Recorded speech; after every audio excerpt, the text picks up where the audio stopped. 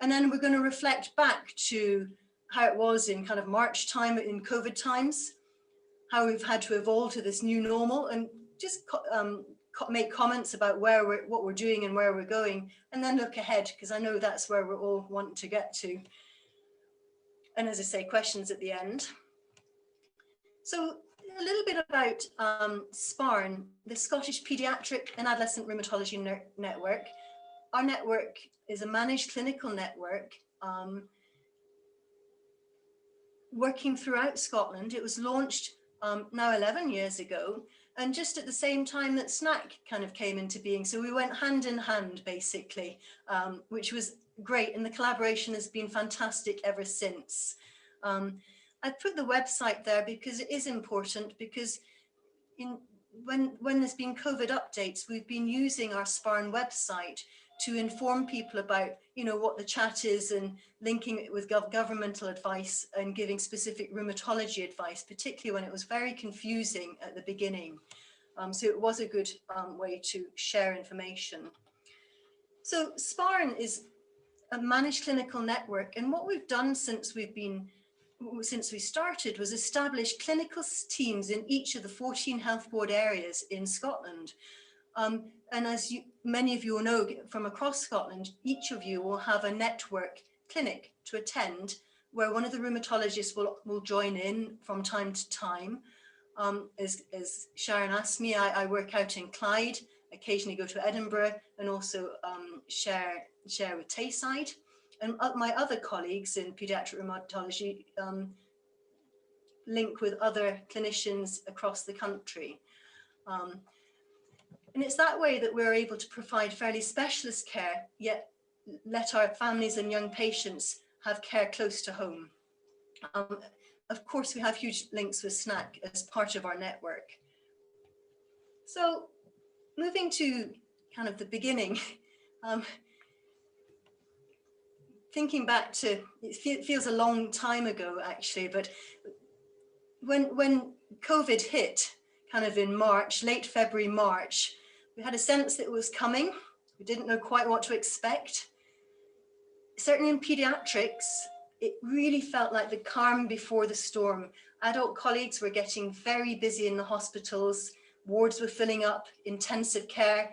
We didn't know if we made preparations to have big parts of our wards and possibly our day units closed to accommodate adult patients. We just weren't sure what to expect. And in anticipation, clinics were cancelled unless they were for emergencies, in case we all had to roll our sleeves up and become adult clinicians or do whatever was necessary. And there was a lot of uncertainty, certainly as medics and healthcare teams at the beginning. I'm sure Imogen would be able to say something about the phone calls that the nurses fielded and responded to. They were very themed, weren't they? They seemed to come in waves of, depending on what the news bulletin had been at Imogen. Yeah, absolutely, absolutely. Shall I just talk a little bit about, from a nursing point of view? I think at the very beginning, obviously, when we realised it wasn't just like the normal flu and it was a emerging pandemic, I think suddenly we were in the unknown territory of this thing called shielding, and what was shielding and who needed to shield, and patients and families getting letters about shielding. So a lot of our time was spent identifying patients that needed to shield, which was the guidance at the beginning when what we thought, but also identifying other vulnerable families. And the phone support at the very beginning was, as Jo said, very variable. So supporting families with treatments, I think some families wanting to stop treatments with the worry with coronavirus, some families wanting to understand the risk of continuing with treatments, plus the risk of the children getting coronavirus, and then the risk of no treatments at all, and what happens in flares with JIA. And I think as the weeks went on, I think we were also supporting lots of families who suddenly were without work and without money, and the actual financial impact, which I'm sure we're all really aware of families, especially those shielding and not really going out and not having any help or support. And I think I was quite struck by quite a few of our Edinburgh families needing food parcels and, you know, trying to contact charities to send food out to families that, you know, were really struggling. And it were those first few months, well, actually more than the first few months, have been very hard for a lot of families. And then Joe is going to talk about the donning and doffing of our PPE that we learned to do. Practical things that we suddenly had to get very used to doing. But it, you know, to begin with, you had to have someone watching and mentoring you to make sure you did it in the right order, and particularly taking masks and gowns and things off. It was very challenging. There was a lot to learn, and we felt under pressure. I think across the country, we stopped face-to-face meetings. And never since really have we all met as a team, certainly in the Glasgow team. We simply don't meet up face to face, because if one of us, you know, if we were all to sit together, very nice it would be to have our team meetings. But if one of us got COVID, then we take out the whole team, which really wouldn't be very cool. So we do everything by teams now. And we've got quite good at it. And it's led to some advantages even, because we can, you know, drop into the X-ray meeting in Edinburgh as I did today, without having to be there, and that's been really great. But I would say at the beginning it was very novel, very uncertain, and we weren't sure what we were needing to do. So in a time of uncertainty for our young people and our families, we too were, you know, getting our heads around all sorts of things. Just move on there. So it really became very apparent that COVID wasn't going away at all quickly. And we really had to get our heads around getting on with a sustainable way of working that could be flexible, reactive to whatever the pandemic was going to bring. And we then started talking about this new normal. And I just wanted to go through some of the things that the new normal is for us, and many of you have experienced in your own clinics, and in the Glasgow and Edinburgh clinics. I'm sure that Imogen and I really want to say that rheumatology is definitely open for business. We are still here to look after children and young people with rheumatic diseases. We've not been seconded off to different, you know, ITU or care elsewhere. Our teams and our SPARN teams are still very much open for rheumatology business. I think at the beginning, there were so many phone calls. Imogen, would it be fair to say that we had to direct some of them to the NHS sites? Yes, absolutely. And I think SNAC signposted most of our patients, hopefully, to SPARN, which had the up-to-date advice at the very beginning. I think, yeah, the actual unbelievable amount of phone calls, which is understandable, but it was quite overwhelming at the very beginning, for sure. Yeah. And we since then have maintained really close links with SNAC and Versus Arthritis, actually, to share new information with and to inform, basically. When we think about clinics, we really were told you must stop all the clinics. You can only see emergencies. And so suddenly we had to scuttle around and find a clean place for urgent reviews of the majority of our young patients who were in the shielding category in the first round of shielding letters that went out. It was a challenge. We rapidly set up video clinics because that was what was suggested would work. And it's amazing, in the NHS that works so slowly, usually, within a week, we had set up video clinics. It was really quite remarkable. And I'm sure that many of you will experience the Near Me or Attend Anywhere clinics where you pop into a waiting room and wait with the awful music, and then your clinician joins you.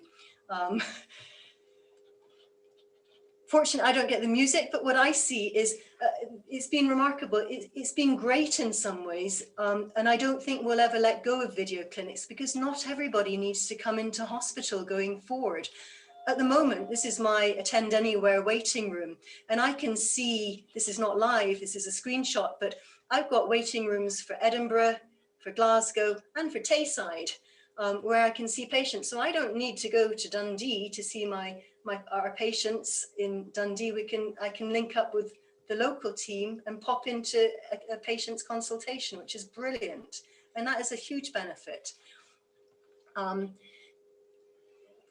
Doing video clinics are usually from home. And that is always a challenge, a real practical challenge, because, you know, when the children are at home and homeschooling and the pets, one of my best consultations is down here. It's a very small picture, but I had a video consultation with mum and the young person who had arthritis, and the dog sitting proudly in the middle, who was perfectly well behaved. It was one of my best consultations ever. I wish I'd had a picture. It was so nice.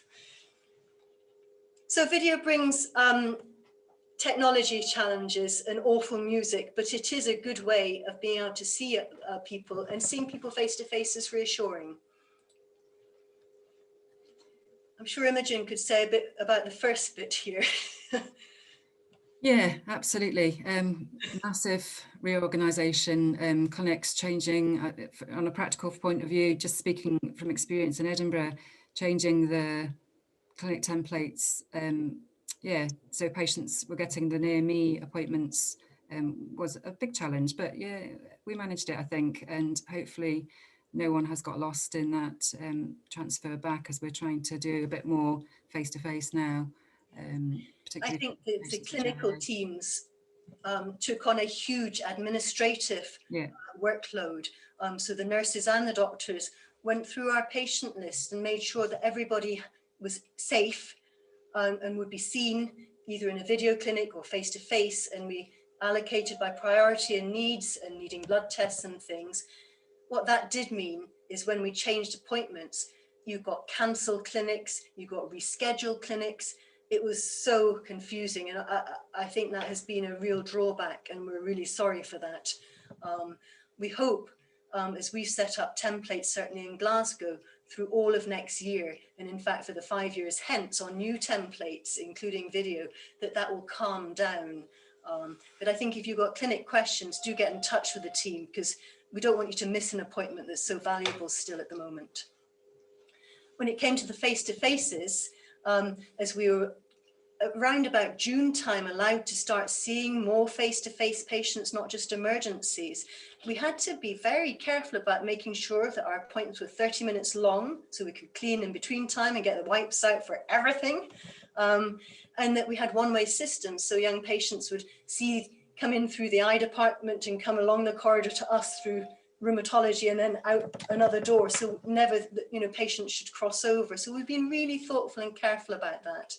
And I have to say that, you know, when you're greeted, you know, with a masked consultation, that's a challenge when it wasn't the norm for our young patients. And I think that was really tricky to begin with. It's better now because we're all wearing masks out of necessity, but it's tricky. Any other comments there, Imogen? I think we still find wearing the masks quite tricky. Yeah, it is a challenge for communication in the clinic when you're doing the face-to-face consultations, for sure. I'd love to know how it could be easier for the young people if it is perceived as a difference, and any feedback from SNAC would be welcome on that. Eye screening, of course, is a very important component of the care we give for our JIA patients under 12. Initially, we could see only those patients with urgent eye complaints with active uveitis or a new eye complaint, because the eye doctors were elsewhere doing all sorts of things. And so we had to actively go through all the patients who might need screening, the under 12s, and work out who would be safe to move and space out their eye screening appointments. But that's gradually got back to normal as our optometrist has returned, and appointments are coming out now on a more regular basis. But if you have an eye screening appointment, please do attend, because they're so valuable, and it's really hard to get things slotted back in because there's this backlog that's going on. A nice picture of Conrad and Daniela from there. Yeah, and Imogen, over to you. Yeah, so I'm not going to talk in detail about treatments just now, because obviously Drew, I think, is doing a session in a week or so, sometime soon, about treatments for JIA. But just to just to be mindful that we were very mindful about biologics and starting and stopping treatments during the pandemic. And one big workload which was for us was to swap the tocilizumab patients, those getting IV tocilizumab, which is a biologic therapy, onto the subcut preparation because there was thought there was going to be a shortage of the IV preparation. So yeah, lots of practical things to do, but also lots of support to families on treatments for the JIA, and also blood monitoring, what was safe and what wasn't safe. And I think we're going to touch on that towards the end. Thank you, Imogen. Joint injections too were also impacted, really, because going to theatre and having an anaesthetic was an aerosol generating procedure. We were suddenly, all our general anaesthetic theatre lists for giving joint injections were cancelled because there wasn't capacity because of anaesthetics all being linked up to ITU or to COVID patients or adult COVID patients. So what we did is we realized we could do an awful lot of steroid joint injections using Entonox, even for the very young, up to, kind of age 5 and things, and not just do knees or ankles or wrists, but we could do fingers and hips and other things using ultrasound. And so we have really kept on top as best we can of joint injections, and where we can't do joint injections, we will modify treatment accordingly. And the nurses have had quite a lot of that. We'll use a different preparation of steroid to get you well. The What, Why, Where Children in Hospital video that was funded by SNAC has been a huge boon to us. And I would really commend that to anyone that's having got a child who's coming up for joint injections. It's a great video and well worth the effort there was to make it. It didn't just do the joint injection video. There's lots of different videos on all sorts of aspects of rheumatology care. And if you haven't been to this website, I'd really commend it to you if your child is having, any of these. And I would just go and have a look to see what videos are available. They're great. Blood monitoring, Imogen, that's probably... Yes, I think obviously we were quite mindful that patients couldn't attend for blood tests as they would have done normally. So it was the pragmatic about what was safe and how we could stretch the blood tests, which might have been, should have been 3 monthly up to 4, 5, 6 monthly, but also as being opportunistic to take blood if the child was attending for face-to-face. And that still goes for now. It's about being opportune and using face-to-face appointments to their best ability. That's right. So we do, forgive me, we do try and make sure if the child's up for another thing, if they happen to be up for another appointment, if you let the team know and you think your child's due bloods, then let us know. You can only ask and see if we can link these things up if you happen to be up at the hospital. I think that's particularly relevant now as we enter another second phase and more lockdowns, particularly across the centre of Scotland and things, that we need to be opportune and facilitate things for young people and their families. So just kind of thinking ahead, I think we're in a much better place. I mean, I'm sure we don't, I didn't want to show any graphs tonight. I'm so fed up with graphs and numbers and awful things, but we are going into a second wave. Everyone knows that. It's across all the newspapers and it's not, we hear all about it. The increasing numbers there are simply because we're testing more, but the prevalence is increasing, particularly in the central belt. As we all know, we're hitting tier 4 in Scottish government kind of terms at the end of the week tomorrow. But what we are going into this second wave with a lot more known about COVID, and a lot more known about COVID in children with rheumatic conditions and those on immune suppressive drugs. And for our purposes, it's good news. We've got pediatric specific guidance and it's based on evidence, which is also good. And many of you have taken part in the immuno-COVID-19 study, which is again informing policy and guiding things about shielding decisions and whether children can be at school or not. So I think as we go ahead, it's a much different picture to how we portrayed it in March, when we were kind of all starting off and, you know, going by Braille essentially. But it's a different situation now. Imogen, you had some things that practical things you wanted to mention.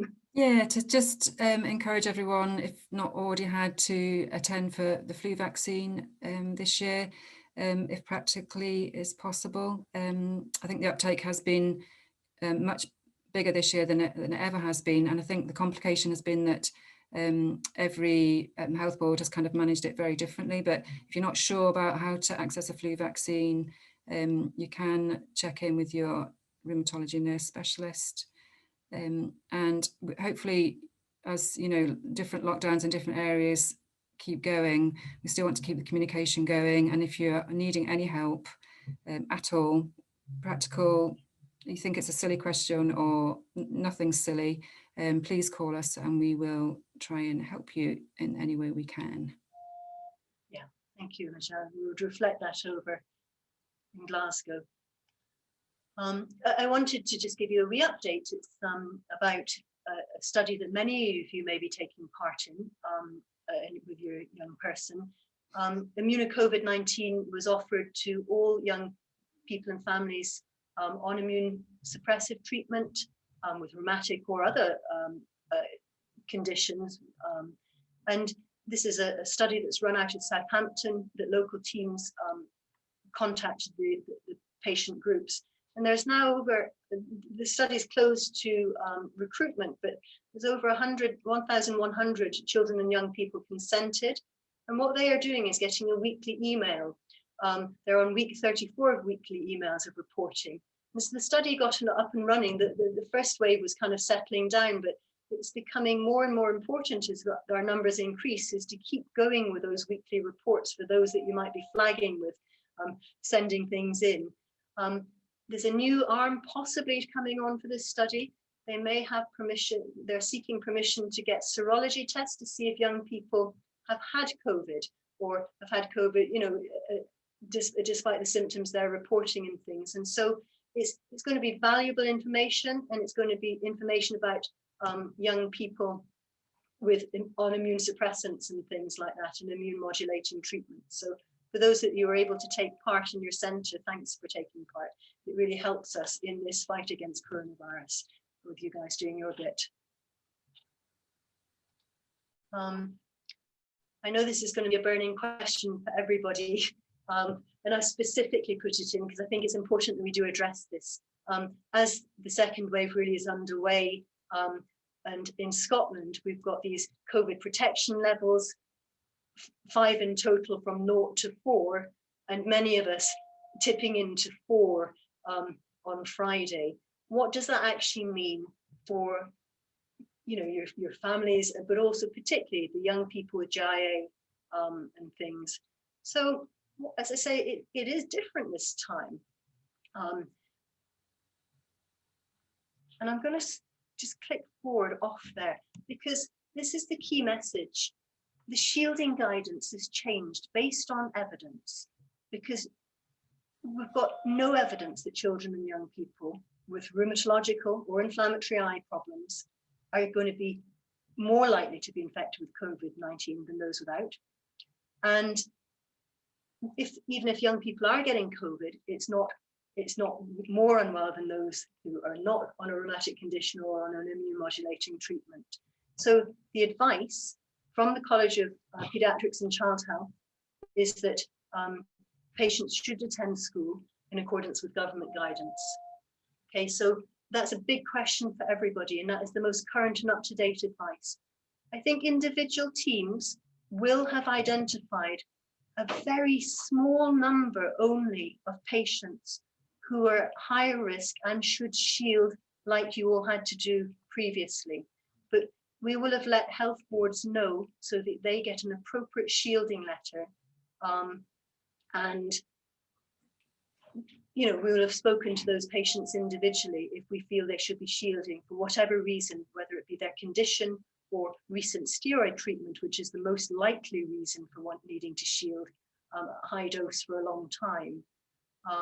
But for the majority, everyone should be fine to be at school still.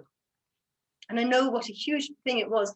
It was like dropping off a cliff edge at the end of July when everyone who had to shield was like, well, you don't need to shield anymore. Off you go. You can go back to school in 2 weeks' time. That must have been so, so hard. But what allowed those decisions was the information coming out of Europe, but also China, and really good evidence that children are not getting COVID badly. And children with underlying conditions are not getting it badly, even those on immune modulating treatments. So that's important. Imogen, anything more to say there? No, Jo, I think you've covered that really well. I think there obviously was a lot of anxiety about shielding, and I think, you know, personally in Edinburgh, I don't think we've got any families at the minute, any children that are in the shielding category as such anymore. So. I do wonder if there may be a few mishaps with shielding letters where people are getting them when they don't need to shield. So if you are getting a shielding letter, I think our message is please speak to your team about it. Yes, because we're not expecting a lot of children to have to shield, and it may be a kind of an administrative mishap. So if you're getting shielding letters, please let us know and we can advise whether your child needs to shield or not. But that is our feeling that not many at all in Scotland will need to. And I think onwards with the information, there's a lot better information coming forward. Versus Arthritis has got a good site. SNAC, you've got a lovely site. This is the most recent, today's BSR e-news. And again, it's just corroborating what I've just said. It's tiny, I apologize. But it's basically, this is British Society of Rheumatology, but it's saying, with the exception that children and young people with rheumatological inflammatory conditions are no longer considered to be at high risk of COVID-19. So it's all being linked up and joined up there.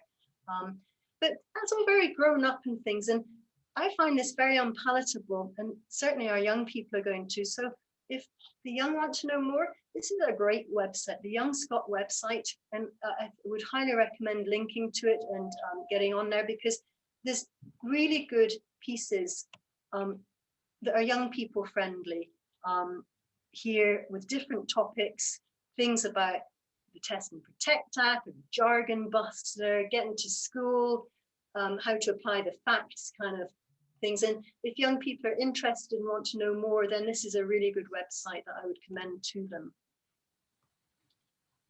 So I think we've learned an awful lot along this journey of COVID-19 and the pandemic. Take-home messages: children and young people mostly unaffected by COVID-19 infections. We are highly mindful, and I'm sure Imogen would reflect this, of how hard lockdown is on families and how it affects young people and the general population's mental health, and that's how important school is. And we are trying with our IT and Attend Anywheres, and it does vary, doesn't it, Imogen? Absolutely, absolutely. And sometimes we do have to abandon and just go back to the old-fashioned telephone. But yeah, absolutely. We try our best. I know what we've said tonight is what we've said tonight, and you know, it may have all changed by tomorrow, next week, next month. But there's always a plan B in COVID times, because we are adaptive and still ready to be available for all rheumatology things across the SPARN network. And I'd like to reassure you all about that. So I'd like to just kind of leave you with the facts, which is really important. It's all our, you know, you've heard it across the news and across public health things, and then open things up for any questions you may have. I'm going to stop sharing my slides if that's all right, so we can see everybody there. Thank you so much, Jo. I'm just going to start off and just say thank you. And people, if you're happy to just unmute yourself and ask a question, or you can use the chat function, which Lois will monitor for you. So you can either type your question into the chat bar, or you can just raise your hand, maybe, in case there's a lot of them, but we'll just try answering your questions as they come, either through the chat or if you're happy to just speak yourself. Thank you again, Jo and Imogen, that was really helpful.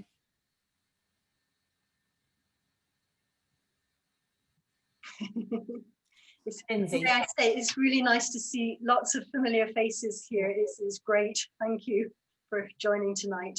And for those that I don't know, also welcome. And Lindsay's got a question. Jo, nice to see you, and Imogen. Oh, hiya. Hiya. I just wanted to ask about when you mentioned the evidence suggests that JIA patients on immunosuppressants are not at risk of becoming more ill with COVID. Where's that evidence coming from? Has it come from, obviously there's not enough evidence, I suppose, in this country, but what leads you to that conclusion? Is it evidence from, I know you mentioned Europe or around the world, but is it through JIA networks from kids that have had it, or where? So for me, first of all, Lindsay, remember this is not my personal evidence that I've gone and looked through and things. It's been governmental at governmental level, but we have contributed to the college guidance. So, you know, the forgive me, the BSPAR group, the British Society of Paediatric Adolescent Rheumatology, and SPAR sits within that, have collaborated with our European colleagues. And for instance, a lot of information came out, a lot of COVID early on, and Italian pediatric rheumatologists collected data about, you know, how COVID was affecting their young patients and whether they had treatment stops or not. And so they published their work and shared their work. And there's been a lot of webinars and across the world and from the United States as well. And that's been collated so that we have a Royal College of Pediatrics Child Health Mission Statement that I shared with you, which is the most recent thing that we've got at the moment. Could I quote you all the sources? No, but I'm sure I could direct you to them in due course if you wish to see the evidence. But also to say, can I just add to that, kind of on a practical level within the hospital, and I'm sure Edinburgh reflects what's been happening around Scotland and the UK, that we're really not getting very many children at all admitted with COVID. The hospital has been unusually freakily quiet, actually, especially for this time of the year. So there have been really just so minimal numbers of children actually being tested positive for COVID. So, I mean, that's very reassuring for everybody. And I can only think of one of our patients who had a positive test, but it was coincidental with another infection that was going on, and they were completely well. Thanks both for that, appreciate it. We've got a question coming in on the chat. Karen, do you want to read it out, or do you want me just to? I can. So we've got a question on future vaccines. Children on biologics, are they going to be able to get them? So I think we're all hearing about exciting 3 different vaccines now that may be coming on stream. There has been a government guidance on who will receive vaccines quite recently. And of course, as we can all imagine, at the moment, it's not pediatrics because of the risk for young people, even those with underlying conditions. It's going to be administered to those in care homes and care home workers firstly, and then as a kind of an 11 kind of stage kind of treatment, and children don't figure early on in that at all. But vaccines will become available. The precise rollout, I think there's a lot of kind of work going on as to the vaccine chain and getting it out there when it becomes on, comes online, which may be late this year for some, and early next year is what the chat is there. But to be honest, you probably have as much information from the news and the radio as I do, really, because they're not talking to us about vaccines for children. No, I was kind of just wondering in terms of, I know there's some vaccines that they can't have, and that we had to maybe wait for a break in medication to get certain ones. Yeah. I'm assuming this wouldn't be a live vaccine anyway, though. So at this point, I am eternally grateful to Emma Carson, our nurse specialist, who went and looked at that just yesterday for me. They're apparently not live. Well, 2 of the 3, the first 2 that have been announced, are not live vaccines. I don't know about the most recent one, but they're not live. So it's probably going to be fine to not have a treatment break to have them, as an if. Yeah, Thanks, Karen. Hi, sorry, someone ready to talk. Is it okay for me to talk? Of course. Sorry. I'm Emma Mitchell's mum, Joe, you'll remember Indeed. me. I just want to thank both of you for doing this tonight, but especially Joe, because you directed me to SNAC. You can remember that coffee meeting very well. I do indeed.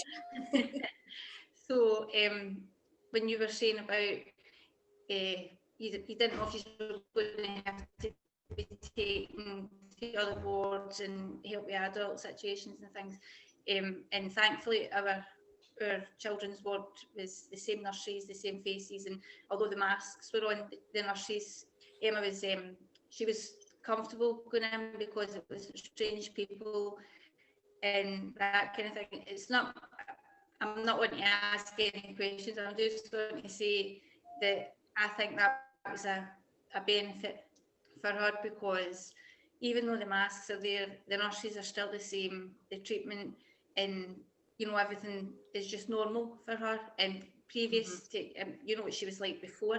So COVID, in the sense, it's affected us in lots of different ways, but the fact, the hospital visits, that's not been which I was concerned about, that hasn't had a major effect on her, because she's still going in and it's still familiar, it's still the same people, and she's still, getting the same treatment. So mine was just really a thank you, to say thanks for everything that you've done, and that for keeping it normal for the kids, because I think if they had been going in and seeing different people, with the masks, and you just see the eyes, so I think that would have maybe took children a wee bit backwards, or 12 steps backwards in that case. So I just wanted to add my Topman's worth to say thank you. I really appreciate those words. Thank you so much for that.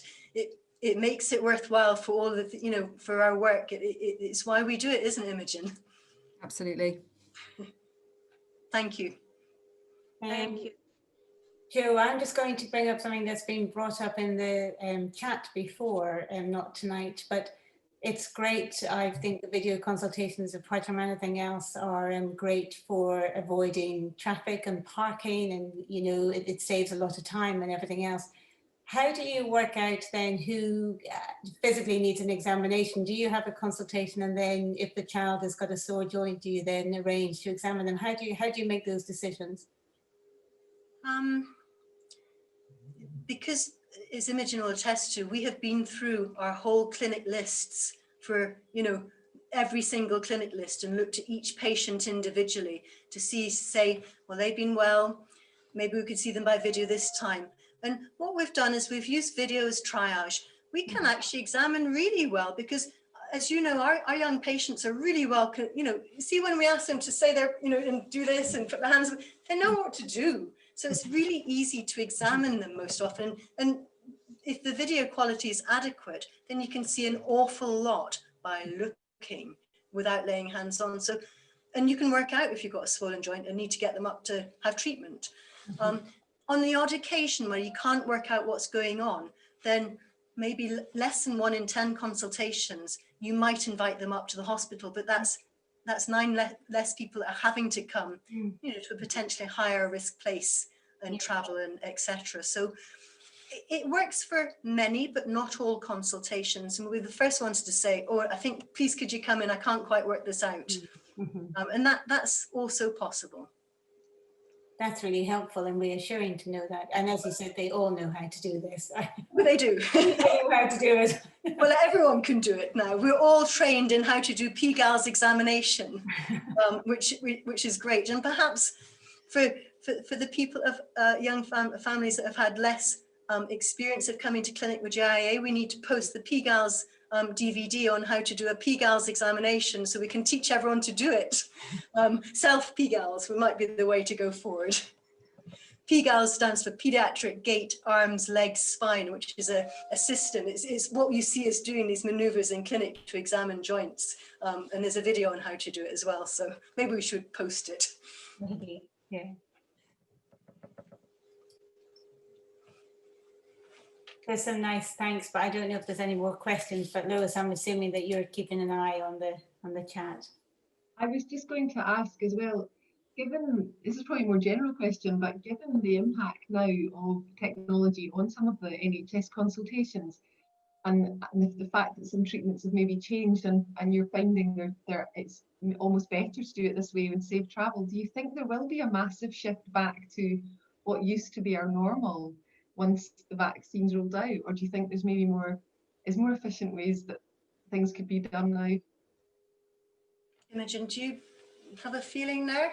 Yeah, I think there's nothing like meeting families face to face, especially when you're talking about diagnosis or talking about treatments.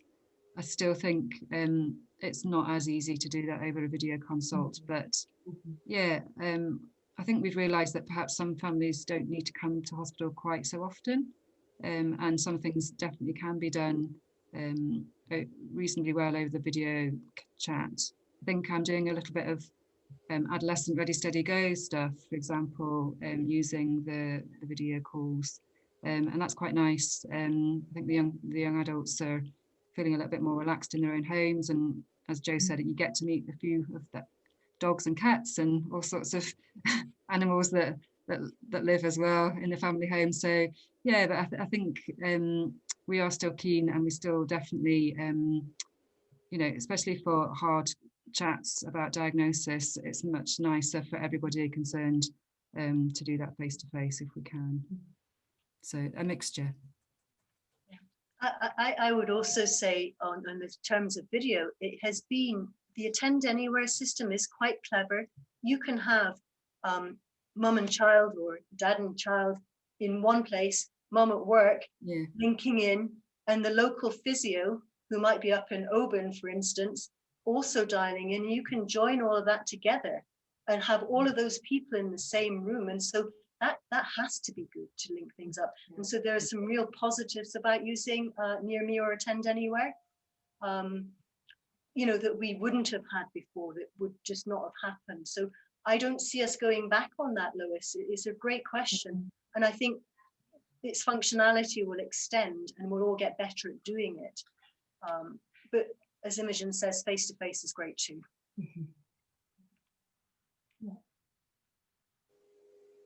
Could I just ask one more question, if I may?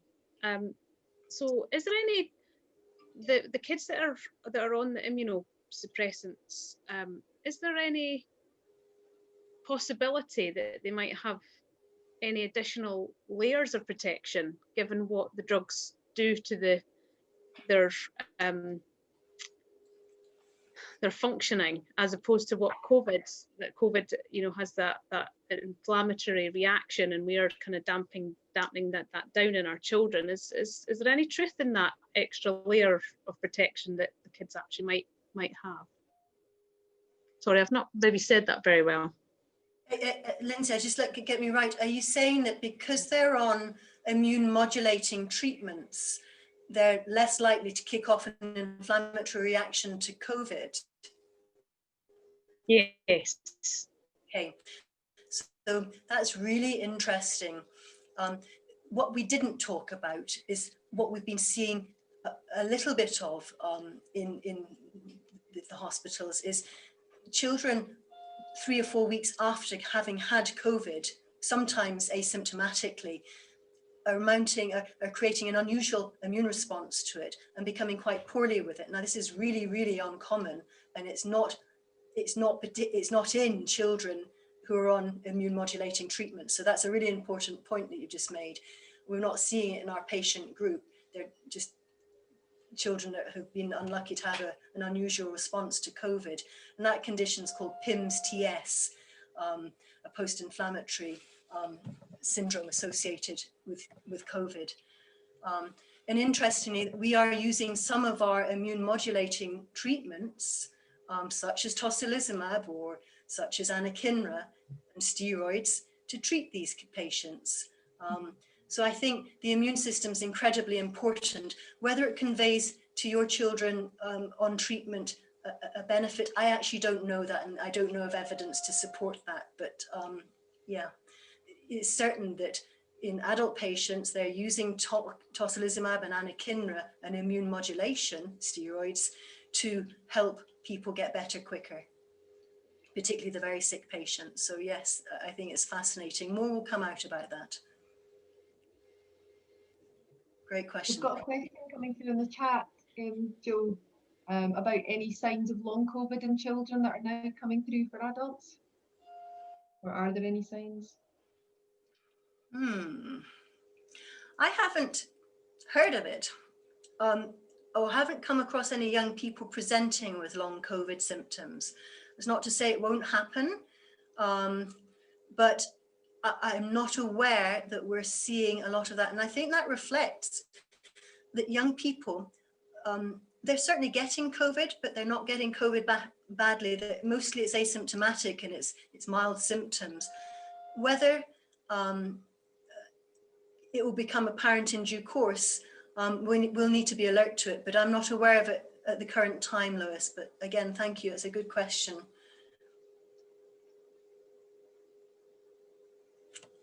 Guys, any more questions? While we have Joe and Imogen here, think of questions that other people might help from knowing the answers, because this is being recorded. So if anybody can think of anything in the next few minutes, and then otherwise we'll wrap up. But if anybody's got any questions, it's a really good opportunity to ask Joe and Imogen, who are both here in front of us, almost. But I've got one, Sharon. Hi, Joe and Imogen. I'm just wondering about blood tests and whether the kind of strict 3 monthly requirement will be kind of relaxed a wee bit, given I think Donald only had them he's only had them tested I think twice this year. I mean, he's been quite stable, but I just wondered what the thoughts are around that. Do you want me to answer that one, Joe? Yes, please. I think it depends on what the child's a little bit more frequent blood monitoring, but I think each child is an individual, and I think the way we've been looking at it in Edinburgh is seeing how well the patient has been, how stable they've been on the drug, and what their blood results have been like, you know, the trends over the last wee while. So it's kind of patient individual, but we certainly have, on a single biologic like Amgevita, we certainly have been stretching those out for up to 6 months really, when we would normally do 3 monthly, and that's actually reflected in adult services too. I think adult services have been stretching their bloods out in line with our thinking. So yeah, each individual patient can be different, but yeah, we are a little bit more relaxed on the blood monitoring just now. It's still safe. Thank you. That's okay.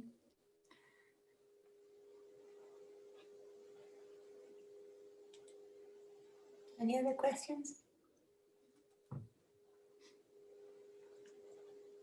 Okay, well, Joe and Imogen, thank you all. I'm sure that everybody agrees that that's been really helpful. And thank you so much for giving up your evening, and just for some great website links, which we will have on that recording. I was trying to get the Young Scot one, because that just looked great for the young people. So we'll share those on the SNAC website. We'll share that in the Facebook group, and we'll share this recording. We'll put it on the website as well. So thank you so much, everyone, for joining in. And thank you again, Joe and Imogen, for your time. Thank you. Great pleasure, Sharon. Thanks for letting us join. Thank you. Yeah. Thank you. Dial in for Drew in December. Bye, everyone. Yes. Thank you. Bye. Thanks very much. Bye. Bye, everyone.